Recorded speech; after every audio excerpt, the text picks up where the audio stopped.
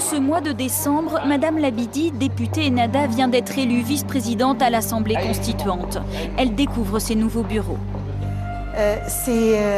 Quand même, c'est le palais de, c'est de l'Assemblée nationale et maintenant l'Assemblée nationale constituante. Et ça porte tellement d'histoire que vraiment, oui, je suis émue. En ces premiers jours où va se décider la constitution de ce pays, une seule question monopolise le débat. La démocratie et l'islamisme politique sont-ils compatibles? Je ne le pense pas, je le vis. Je crois que il y a quelque chose qui est en train de naître et j'espère de grandir et de prospérer. C'est la rencontre de cette dimension, de cette appartenance à une civilisation arabo-musulmane et la démocratie. Et là, je pense, oui, je crois que ça se fait, c'est en train de se faire. Si la députée a l'air convaincue, ce n'est pas le cas de tout le monde. Khadija Cherif, militante des droits de l'homme et des droits de la femme, y voit une manipulation. Aujourd'hui, on se rend compte que le double discours de Ennahda est réel et qu'il y a de vraies menaces. Puisque on a commencé à parler d'abord des acquis des femmes en disant la polygamie, de toute façon, elle n'est pas pratiquée. Pourquoi l'inscrire, l'interdire dans le texte? Après, ça a été, il y a beaucoup de femmes célibataires. Après tout, la polygamie pourrait résoudre des problèmes. Et ça n'en finit pas des découvertes sur ces questions-là qui constituent aujourd'hui une réelle menace.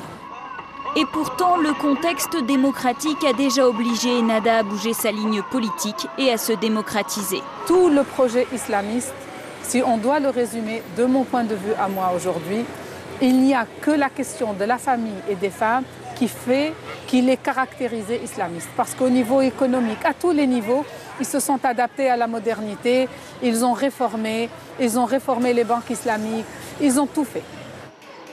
Aujourd'hui, on sent bien que tout est affaire de mots. Le parti Ennahda ne parle plus d'État islamique, pas plus de charia, mais reconnaît volontiers une inspiration. Il faut aussi reclarifier le sens de charia. Qu'est-ce que ça veut dire?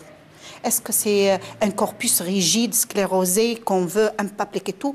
Ou bien est-ce que, dirais-je, une expérience humaine de comment légiférer, comment respecter à la fois des valeurs morale, spirituelle, mais aussi répondre à des attentes et à des questions réelles. Je pense que c'est seulement dans ce sens-là, comment s'inspirer de ce corpus-là, mais il n'est pas du tout question dans la conception classique d'imposer au charia. Non, non.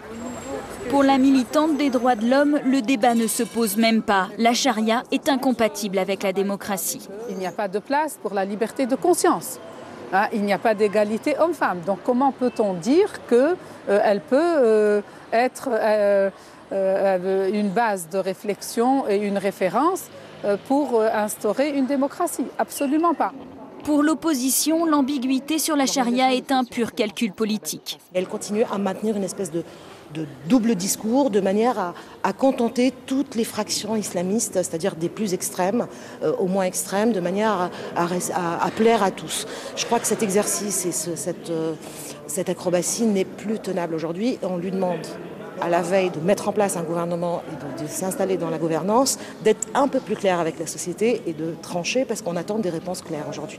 Comme je suis à cette position, vice-présidente de cette assemblée, que je respecte, cette assemblée, que je veux qu'elle honore les Tunisiens, je m'engage pas seule, mais avec toutes les femmes, quel que soit leur, disons, choix dans cette assemblée, à sauvegarder la liberté des Tunisiens.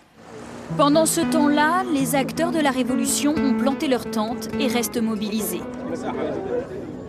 On a les pouvoirs, ils sont à la main d'un seul parti et ça on le refuse parce qu'on est sorti ici pour abattre la dictature, pour la liberté et la démocratie. On veut une démocratie complète et totale, sinon on restera là jusqu'à qu'on négocie avec eux.